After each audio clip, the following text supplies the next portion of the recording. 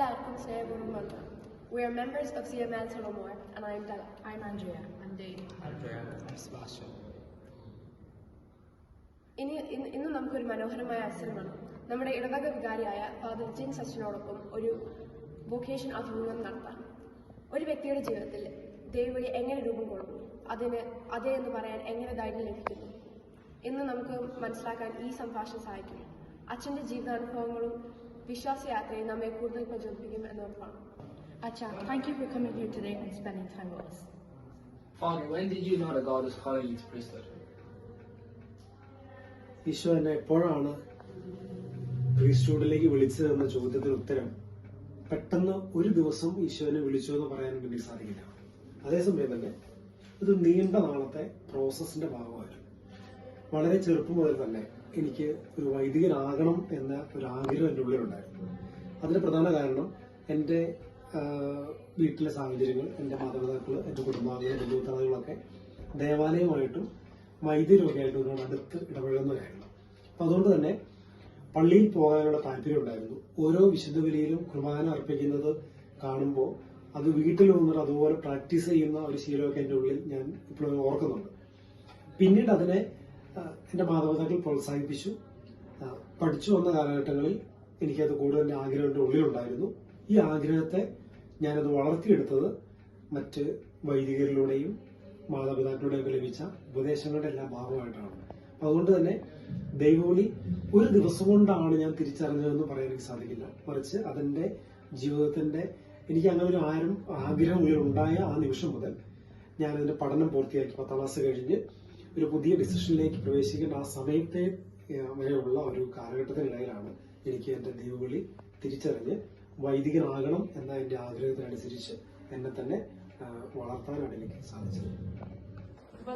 അച്ഛൻ എപ്പോഴെങ്കിലും വൈദികനാകാൻ ആഗ്രഹിച്ചിരുന്നോ? എനിക്ക് തോന്നുന്ന ചോദ്യമാണ്. വളർന്നു വന്നപ്പോഴാണ് കൂടുതൽ വൈദികനാകണമെന്ന ആഗ്രഹം എൻ്റെ ഉള്ളിലേക്ക് ഉണ്ടായത്. കാരണം നമ്മുടെ ചെറുപ്പത്തിലാകുമ്പോൾ നമുക്കറിയാം അച്ഛനാണെന്ന് ആഗ്രഹം ഉണ്ടെങ്കിൽ പോലും അതിനൊരു പൂർത്തീകരണമാണ്.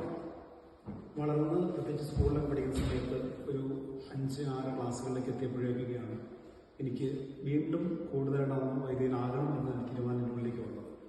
പക്ഷെ അതിന് ഒരുപാട് സഹായിച്ചതുകൊണ്ട് അതോടൊപ്പം തന്നെ എൻ്റെ ഉള്ളിൽ ഈ വൈദികരെ കാണുമ്പോഴും അതോടൊപ്പം തന്നെ പള്ളിയിൽ പോകുമ്പോഴും വിശുദ്ധ കുർബാന അർപ്പിക്കുന്നത് കാണുമ്പോഴും എല്ലാം അങ്ങനെ ആയി തീരണം എന്ന് ഞാൻ അവരോട് ആഗ്രഹിച്ചു.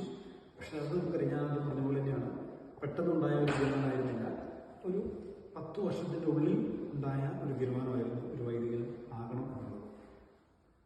ആ വിളിക്ക് അതേ എന്ന് പറയാൻ അച്ഛനെ പ്രോത്സാഹിപ്പിച്ചതോ സഹായിച്ചതോ ആയ ആരെങ്കിലും? ഒരുപാട് പേരുണ്ടെന്ന് പറയേണ്ടത്. കാരണം ചെറുപ്പത്തിൽ ഞാൻ എൻ്റെ വീട്ടിൽ നിന്ന് ഒരു 6ാം ക്ലാസ് വരെയാണ് പഠിച്ചത്. അതിനുശേഷം തൃശ്ശൂർ രൂപതയുടെ ഒരു ഓർഫനേജിലാണ് ഞാൻ 6ാം ക്ലാസ് മുതൽ 10ാം ക്ലാസ് വരെ പഠിച്ചത്. അപ്പം ആ സമയത്ത് അത് രൂപതയുടെ സ്ഥാനമായതുകൊണ്ട് ഒരുപാട് വൈദികരും ബ്രദേഴ്സും എല്ലാം അവിടെ ഉണ്ടായിരുന്നു. അപ്പം ഞാൻ അവിടെ ചെന്ന ആ സമയം മുതൽ തന്നെ എനിക്കൊരു അച്ഛനാകണം എന്നതിൻ്റെ ആഗ്രഹം ഞാൻ അവരോട് ഇടയ്ക്കിടയ്ക്ക് പറയുമായിരുന്നു. അപ്പോൾ അതുകൊണ്ട് തന്നെ അവിടെ ഉണ്ടായിരുന്ന എല്ലാ വൈദികരും എല്ലാ ബ്രദേഴ്സും അവർക്ക് അച്ഛന്മാരായി അവരെല്ലാവരും എന്നെ ഒരുപാട് പ്രോത്സാഹിപ്പിച്ചിട്ടുണ്ട്. പ്രത്യേകിച്ച് ഞാനിപ്പോൾ ഓർക്കുന്നത്, ഞാൻ സ്കൂളിൽ പഠിക്കുന്ന സമയത്ത് എൻ്റെ 10ാം ക്ലാസ്സിലെ ക്ലാസ് ടീച്ചറായിരുന്ന ടീച്ചർ എന്നോട് 10ാം ക്ലാസ് കഴിഞ്ഞ് എന്താണ് ആഗ്രഹം എന്ന് ചോദിച്ചപ്പോൾ ഞാൻ പറഞ്ഞു എനിക്ക് വൈദികനാകണമെന്ന് ആഗ്രഹമുണ്ട്. അപ്പോൾ എന്നോട് ടീച്ചർ പറഞ്ഞൊരു കാര്യം ഇതാണ്, ദൈവത്തിൻ്റെ ആഗ്രഹം എന്നാണെങ്കിൽ തീർച്ചയായിട്ടും അത് പൂർത്തീകരിക്കാനുള്ള ദൈവം സഹായിക്കും. നന്നായിട്ട് പ്രാർത്ഥിക്കുക, നന്നായിട്ട് ഒരുങ്ങുക, ഇതാണ് എന്നോടാണ് ടീച്ചർ പറഞ്ഞത്. അപ്പോൾ അതുകൊണ്ട് തന്നെ ഞാൻ പറയുന്നത് വൈദികനും ബ്രദേഴ്സും അതോടൊപ്പം തന്നെ സ്കൂളിൽ പഠിച്ച സമയത്തുള്ള അധ്യാപകരും പോലും എന്നെ ഒരുപാട് ഈ ദൈവവിളിയിലേക്ക് എന്നെ പ്രോത്സാഹിപ്പിച്ചിട്ടുണ്ട്. അത് അതോടൊപ്പം തന്നെ എൻ്റെ മാതാപിതാക്കൾ ഒരിക്കലും അവർ വിഷയമില്ല. കാരണം മാതാപിതാക്കൾ തന്നെയാണ് ഞാൻ അവരുടെ ആഗ്രഹങ്ങൾ പറയുന്ന സമയത്ത് അതിനുവേണ്ട പ്രോത്സാഹനം നൽകിയിരുന്നത്. പക്ഷെ അത് ഞാൻ പറഞ്ഞത് ഞാൻ പഠിച്ച സമയത്ത് തന്നെ ഒരുപാട് പ്രോത്സാഹിപ്പിച്ചത് ഈ പറയുന്ന വൈദികരും അധ്യാപകരുമായിരുന്നു. സെമിനാരിയിൽ അച്ഛൻ്റെ സമയം എങ്ങനെയായിരുന്നു? സെമിനാരിയിലെ സമയം പറയുമ്പോൾ ആദ്യം പറയേണ്ടത് എനിക്ക് തോന്നുന്നു, ഞാൻ 10ാം ക്ലാസ് കഴിഞ്ഞിട്ടാണ് സെമിനാരിയിൽ ചേരുന്നത്. സെമിനാരിയിൽ ചേർന്ന ആ നിമിഷം മുതലുള്ള ഫോർമേഷനാണ് ഒരു വൈദിക വൃത്തിയിലേക്ക് ഒരാൾ എത്തിക്കുന്നത്. അപ്പോൾ അതുകൊണ്ട് തന്നെ അവിടുത്തെ സമയ ക്രമീകരണം എന്ന് പറയുന്നതും ഒരു അവിഭാജ്യമായ ഘടകമാണ്. രാവിലെ 5:30 എഴുന്നേൽക്കുന്നു. പ്രഭാത കർമ്മങ്ങളെല്ലാം കഴിഞ്ഞതിന് ശേഷം വിശുദ്ധ കുർബാന, പിന്നീട് തുടർച്ചയായ ക്ലാസ്സുകൾ, ഉച്ചയ്ക്കുള്ള ഭക്ഷണം, അതിനുശേഷമുള്ള കുറച്ച് സമയത്ത് ബ്രേക്ക്, പിന്നീട് വീണ്ടും ക്ലാസ്സുകൾ, പിന്നെ വൈകിട്ട് ഒരു 1.5 മണിക്കൂർ കളിക്കാനുള്ള സമയം, പിന്നീട് വീണ്ടും പ്രാർത്ഥന, പഠനം, രാത്രിയിലെ ഉറക്കം. അപ്പോൾ ഇത് എനിക്ക് തോന്നുന്നു ഒരു 10-11 വർഷത്തോളം നീണ്ടു നിൽക്കുന്ന ഒരു ഫോർമേഷൻ്റെ ഭാഗമായിരുന്നു. അപ്പം അങ്ങനെയുള്ള ഒരു സ്ട്രിക്റ്റ് ആയിട്ടുള്ള ഒരു ഫോർമേഷനിലൂടെ നമ്മൾ കടന്നു പോകുമ്പോഴാണ് അവിടെ പഠിക്കാൻ, പ്രാർത്ഥിക്കാൻ, കളിക്കാൻ ലഭിക്കുന്ന അവസരങ്ങൾ ഇതെല്ലാം ഉപയോഗപ്പെടുത്തുമ്പോഴാണ് ഒരു വ്യക്തി ഒരു വൈദിക ജീവിതത്തിലേക്ക് ആവശ്യമായ എല്ലാ കഴിവുകളും വളർത്തിയെടുക്കുന്നത്. അതുകൊണ്ട് തന്നെ സെമിനാരിയിൽ ലഭിച്ചിരിക്കുന്ന സമയമെല്ലാം ഫലപ്രദമായി ഉപയോഗിക്കാൻ സാധിച്ചതുകൊണ്ടാണ് അതിൽ നിന്ന് ലഭിച്ച, അവിടെ ഉണ്ടായിരുന്ന വൈദികരിൽ നിന്ന് ലഭിച്ച എല്ലാ ഉപദേശങ്ങളും സ്വീകരിച്ച് വളരാൻ സാധിച്ചതുകൊണ്ടാണ് ഒരു നല്ല വൈദികനായി ജീവിക്കാൻ എനിക്ക് സാധിക്കുന്നതെന്നാണ് ഞാനിപ്പോൾ വിശ്വസിക്കുന്നത്. ഒരു പുരോഹിതനാകുന്നതിന്റെ ഏറ്റവും സന്തോഷകരമായ ഭാഗം ഏതാണ്? ഒരു പുരോഹിതനാവുക എന്ന് തന്നെയാണ് ഏറ്റവും സന്തോഷകരമായിട്ടുള്ള ഒരു കാര്യം. അതിന് നമുക്കറിയാം, ഏതെങ്കിലും ഒരു പ്രത്യേക ഭാഗം മാത്രമാണ് എന്ന് പറയാനൊന്നും സാധിക്കില്ല. ഒരു വൈദികനായ ആ നിമിഷം മുതൽ തന്നെ വിശുദ്ധ കുർബാന അർപ്പിക്കാൻ സാധിക്കുന്നു. ഈശോയുടെ ശരീരവും രക്തവും ഭക്ഷണപാനീയങ്ങളായി നമുക്ക് നൽകിയത് അനേകർക്ക് വേണ്ടി വീണ്ടും പകർത്തു കൊടുക്കാനുള്ള ഒരു വിളിയാണ് ഈശോ എനിക്ക് നൽകിയിരിക്കുന്നത്. അതുകൊണ്ട് തന്നെ വൈദികനായി ജീവിക്കുമ്പോൾ വിശുദ്ധ കുർബാന അർപ്പിക്കാൻ സാധിക്കുന്നത് തന്നെയാണ് ഏറ്റവും പരമപ്രധാനമായ ആ സന്തോഷം.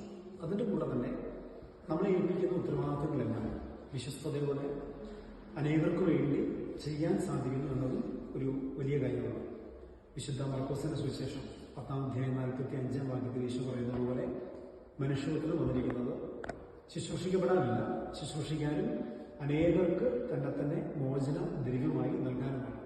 എന്ന് പറഞ്ഞാൽ ഈശോ സ്വയം ബലിയായി അനേകർക്ക് നൽകിയതുപോലെ തന്നെ നമ്മുടെ സന്തോഷങ്ങളും നമ്മുടെ വ്യക്തിപരമായ താല്പര്യങ്ങളൊക്കെ മാറ്റിവെച്ച് മറ്റുള്ളവരെ ദൈവത്തിലേക്ക് അടുപ്പിക്കുവാൻ വേണ്ടി പരിശ്രമിക്കുക.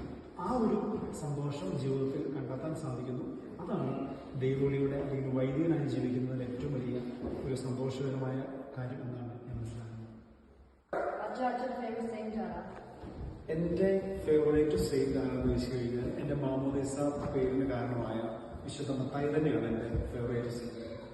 കാരണം നമുക്കറിയാം, ഈശോ വിശുദ്ധ മത്തായി സ്ലീഹയെ വിളിക്കുന്നത് ഒരു ചുങ്കക്കാരനായിരുന്നു, എന്നിട്ടും തന്റെ ശിഷ്യനായി വിളിക്കുകയാണ്. എന്ന് പറഞ്ഞാൽ നമുക്കറിയാം, സമൂഹത്തിൽ ആർക്കും ഇഷ്ടമില്ലാത്ത ഒരു ജോലി ചെയ്യുന്ന ആളായിരുന്നു. ടാക്സ് കളക്ടറാണ്. നമുക്കറിയാം, നമ്മുടെ നാട്ടിലാണെങ്കിലും നമുക്കങ്ങനെ ഈ ചുങ്കം ഭരിക്കുന്നത് ടാക്സ് കളക്ട് ചെയ്യുന്നതിന് ഇഷ്ടമൊന്നും. അങ്ങനെയുള്ള വ്യക്തിയായിരുന്ന മത്തായി സ്ലീഹായെ ഈശോ വിളിച്ച് തന്റെ ശിഷ്യനാക്കി മാറ്റി. അപ്പൊ അതുകൊണ്ട് എനിക്ക് വിശുദ്ധ മത്തായി സ്ലീഹായുടെ നാമം സ്വീകരിച്ചപ്പോൾ വളരെ സന്തോഷമായിരുന്നു. കാരണം പാപിയും ബലഹീനനും കുറവുകളുള്ള എന്നെയും ദൈവത്തിന്റെ സ്വന്തമാക്കി മാറ്റാൻ സാധിക്കുന്നു. എന്നിലൂടെ അനേകർക്ക് ദൈവത്തിന്റെ വചനം പ്രഘോഷിക്കാനുള്ള അവസരമാക്കി ഈശോന്റെ മാറ്റവും എനിക്ക് മനസ്സിലാക്കാൻ സാധിച്ചു. അതുകൊണ്ട് തന്നെ വിശുദ്ധ മത്തായി സ്ലീഹായാണ് എൻ്റെ ഏറ്റവും ഫേവറേറ്റ് ആയിട്ടുള്ള വിഷയം. നമുക്ക് ദൈവവിളി എങ്ങനെ റിയലൈസ് ചെയ്യാൻ പറ്റും? ദൈവവിളി റിയലൈസ് ചെയ്യാൻ എല്ലാ ഉത്തരവ് ചോദിച്ചു കഴിഞ്ഞാൽ അത് പെട്ടെന്ന് ഒരൊറ്റ നിമിഷം കൊണ്ട് പറ്റുന്നതല്ല. നമ്മളെല്ലാം നമുക്കറിയാം, നമുക്ക് വളർന്നു വരുന്ന കുടുംബ സാഹചര്യം എപ്പോഴും അവിഭാജ്യ ഘടകമാണ്. നമ്മുടെ മാതാപിതാക്കളിൽ നിന്ന് നമുക്ക് ലഭിക്കുന്ന വിശ്വാസത്തിൻ്റെ ഒരു പ്രചോദനം എപ്പോഴും ഒരു പ്രധാനപ്പെട്ട കാരണമാണ്. അതോടൊപ്പം തന്നെ നമ്മുടെ വിശ്വാസം നമ്മൾ പ്രാക്ടീസ് ചെയ്യുന്ന വഴികൾ, ചിലപ്പോൾ നമ്മുടെ വ്യക്തിപരമായിട്ടുള്ള പ്രാർത്ഥനകൾ, നമ്മൾ ബൈബിൾ വായിക്കുന്നത്, വിശുദ്ധ കുർബാനയിൽ പങ്കെടുക്കുന്നത്, പിന്നീട് നമ്മളുള്ള പഠനങ്ങൾ, ഇതെല്ലാം നമ്മളെ ഭൗതികമായിട്ടും ആധ്യാത്മികമായിട്ടും നമ്മൾ വളർത്തുന്ന ഘടകങ്ങളാണ്. അതുകൊണ്ട് ഇതെല്ലാം കൂടി ഒരുമിച്ച് കൊണ്ടുപോകുമ്പോൾ മാത്രമാണ് എന്നെക്കുറിച്ച് ദൈവത്തിന്റെ പദ്ധതി എന്താണെന്ന് മനസ്സിലാക്കാൻ സാധിക്കുന്നത്. അതുകൊണ്ട് ഇത് ആരെങ്കിലും നമ്മൾ പെട്ടെന്ന് ഒന്ന് പറയുന്നൊന്നുമില്ല, മറിച്ച് ഞാൻ തന്നെ എൻ്റെ ഭാവിയെക്കുറിച്ച് ഞാൻ എന്തൊക്കെയാണ് ചെയ്യേണ്ടതെന്ന് തിരിച്ചറിയുന്നുണ്ട്. അപ്പം എനിക്കൊരു ലക്ഷ്യമുണ്ടെങ്കിൽ ആ ഒരു പോയിന്റിലേക്കാണ് ഞാൻ മുന്നോട്ട് നീങ്ങുന്നത്. അതുകൊണ്ട് അതിനുവേണ്ടി ഞാൻ പ്രാർത്ഥിച്ച് ഒരുങ്ങി വചനമൊക്കെ വായിച്ച് ഒരുങ്ങുമ്പോഴാണ് എനിക്ക് എൻ്റെ ദൈവവിളി എന്താണെന്ന് മനസ്സിലാക്കാൻ സാധിക്കുക. അതുകൊണ്ട് ഞാൻ പറഞ്ഞത് അത് പെട്ടെന്ന് സാധിക്കുന്ന കാര്യമല്ല. ഒരുപക്ഷെ എൻ്റെ ജീവിതത്തിൽ എനിക്കൊരു 4ാം ക്ലാസ് മുതൽ വൈദികനാകണമെന്നുണ്ടായിരുന്ന ആഗ്രഹം അത് വളർന്ന് അതിൻ്റെ ഒരു പൂർത്തീകരണത്തിൽ എന്ന് പറഞ്ഞാൽ ഞാൻ എടുക്കുന്ന തീരുമാനം അത് നല്ലതാണെന്ന് എന്നെ സഹായിച്ച പല ഘട്ടങ്ങളുണ്ട്. എൻ്റെ മാതാപിതാക്കൾ, എൻ്റെ അധ്യാപകർ, എൻ്റെ വൈദികർ എന്നെ സഹായിച്ച മറ്റു പലരും. അപ്പോൾ അവരിലൂടെ എല്ലാമാണ് അവരെ ആ ദൈവങ്ങളെ എനിക്ക് തിരിച്ചറിയാൻ സാധിച്ചത്.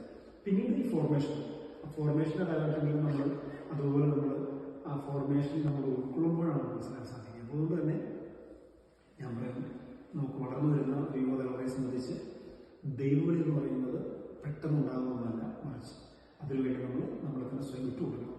വൈദിക ജീവിതത്തിലേക്കും സന്യാസി ജീവിതത്തിലേക്കും അതോടൊപ്പം തന്നെ വിവാഹ ജീവിതത്തിലേക്കും ഒക്കെ ഉള്ള ദൈവവിളികൾ തന്നെയാണ്. അതുകൊണ്ട് എന്നെക്കുറിച്ചുള്ള ദൈവവിളി എന്താണെന്ന് തിരിച്ചറിയാൻ ദൈവത്തിൻ്റെ മുമ്പിൽ നമ്മൾ ആത്മാർത്ഥത ആഗ്രഹിച്ച് പ്രാർത്ഥിക്കുമ്പോൾ നമുക്കതിന് സാധിക്കും എന്നാണ് ഞാൻ വിശ്വസിക്കുന്നത്.